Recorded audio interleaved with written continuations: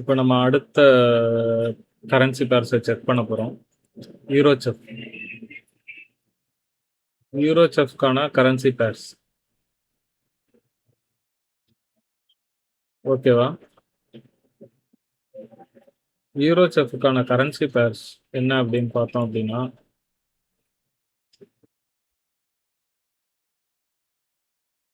நான் இதில் last time வந்து லாஸ் பண்ணியிருந்தேன்.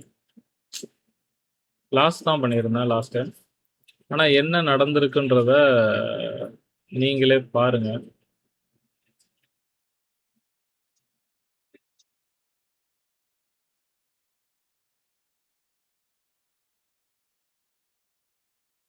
இந்த இடத்துல தான் இதனோட ஸ்வீப்பு, இதனோட பிரேக்கு.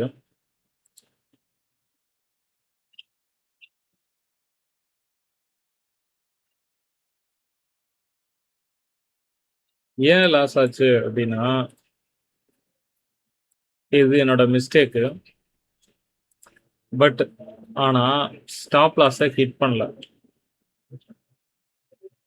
நான் இதுல இருந்து ஒரு 15 பிப்ஸ் தள்ளி வச்சிருந்தேன். பட் என்னோட ஃபண்டட் அக்கௌண்ட்ல கிட்டத்தட்ட 64 வந்து ஸ்ப்ரெட்டா இருந்துச்சு.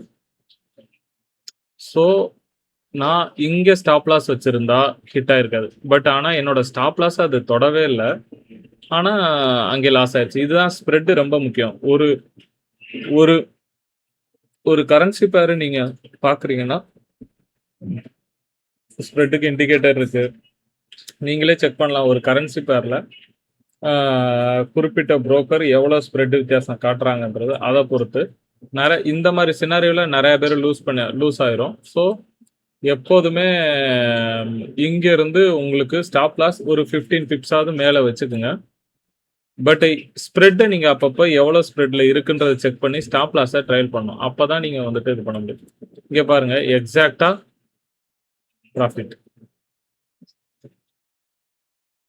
ஆனா இது ஒரு வின்னிங் ட்ரேட் தான்.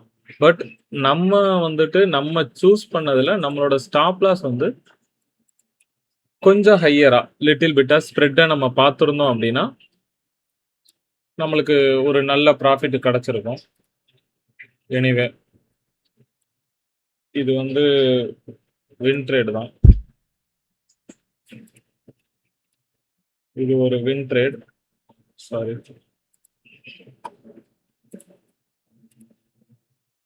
இது ஒரு வின் ட்ரேட் தான்.